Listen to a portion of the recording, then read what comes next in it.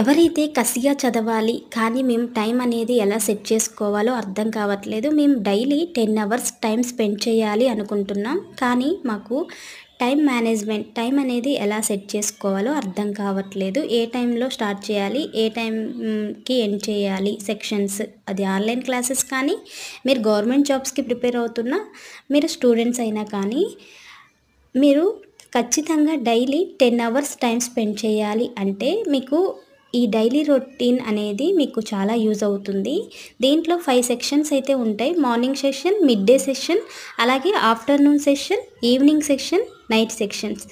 ఈ 5 సెక్షన్స్ కూడా టైం అనేది మీరు ఏ టైంకి చదవాలి, ఏ టైంలో బ్రేక్ తీసుకోవాలి, ప్రతిదీ కూడా ఉంటుంది. ఈ వీడియో అనేది మీకు యూజ్ అవుతే ఒక లైక్ చేయండి.